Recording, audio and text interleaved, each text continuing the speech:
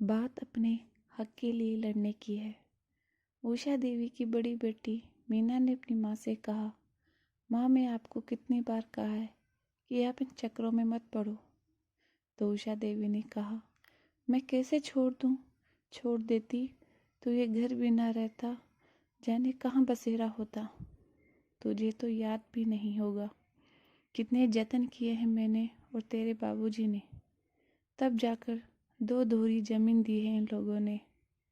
कहते कहते उषा देवी का गला भर आया और अपनों ही द्वारा किए जा रहे दमन और गबन की टीस भरे आंसू उनकी आंखों में झलक आए।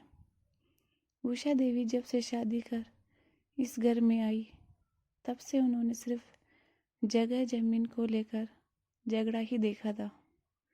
उनके पति बहुत शांत स्वभाव के थे और इसी बात का फायदा बाकी भाइयों ने उठाया। 4 भाइयों में सिर्फ 3 हिस्से लगते और जहाँ 4 हिस्से लगे वहाँ का 1 हिस्सा कम था। उषा देवी ने कई बार कहा, लेकिन उनके पति ने घर परिवार में प्रेम भाईचारे को बनाए रखने की खातिर जो है जितना है उसमें ही गुजारा करने की नसीहत दी। 3 बेटियों और 1 बेटे सभी की शादी हो गई, लेकिन जमीन विवाद सुलझ न सका। बेटियां ससुराल चली गई और बेटे ने भी गांव से भी सरखा रोक लिया। कुछ समय बाद पति के चले जाने बाद उषा देवी पूरी तरह से टूट गई। बेटे बहू और बेटियों के संबल से उन्होंने धीरे धीरे अपने आप को संभाला। समय बीतता गया और अब बहू और पोते पोती भी शहर चले गए।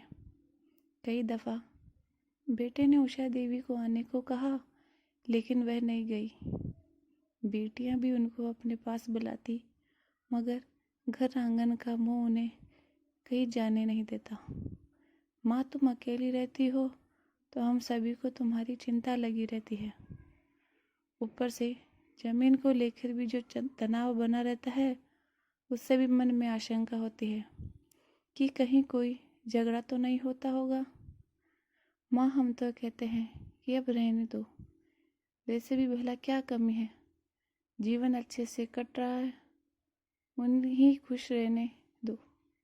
बच्चों की इस चिंता पर वो आश्वस्त करती और कहती, तुम लोग बेवजह ही चिंता करते हो, मैं यहाँ ठीक से रहती हूँ और कोई झगड़ा नहीं होता।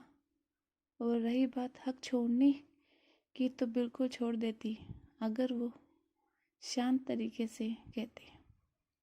बच्चे अक्सर फ़ोन करते, हाल चाल पूछते, तो उषा देवी फ़ोन लगा तो नहीं पाती थी, मगर उन्हें फ़ोन उठाना आता था और ज़रूरत पड़ने पर गांव में किसी से कहकर फ़ोन लगवा लेती थी। उनके पास एक छोटी सी डायरी थी जिसे वो खुद से भी ज़्यादा संभाल कर रखती थी। उसी डायरी में सभी परिवारजनों के फ़ोन नंबर लिखे हुए थे। उषा देवी तेज दिमाग की थी, पढ़ी लिखी तो नहीं थी, मगर हिसाब किताब की पक्की थी।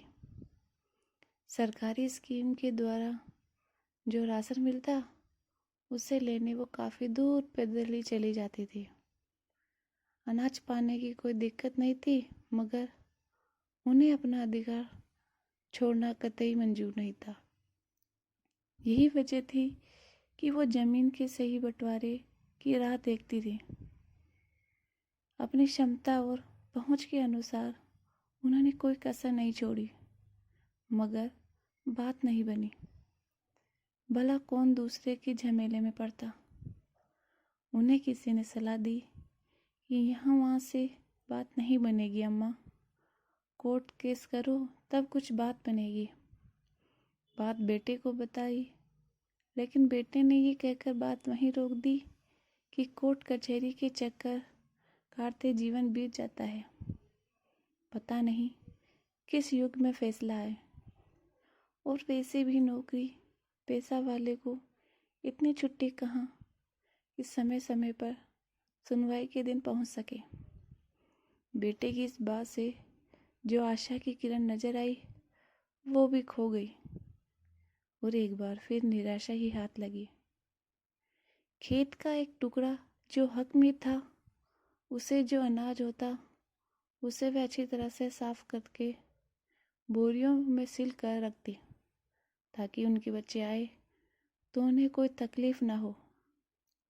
एक पेट आखिर कितना अनाज खाएगा, सो कुछ बेच दिया करती। धीरे धीरे समय बहुत निकल गया और उषा देवी हक की लड़ाई से भले ही न हारी हो मगर जिंदगी की जंग से जरूर हार गई। जब तक वो रही गबन के दंश से पीड़ित रही। पोता विनय सरकारी वकील बन गया और वर्षों का गबन खत्म हुआ। उषा देवी की बेबसी को देखकर ही उनके पोते ने ये चुना और संकल्प लिया कि आगे उसके रहते हुए किसी और को वो ऐसा दुख नहीं होने देगा। परिवार की सहमति से वो जमीन दान कर दी गई। अब उस पर सरकारी स्कूल बन गया। गांव के साथ अन्य गांव से भी बच्चे पढ़ने आते।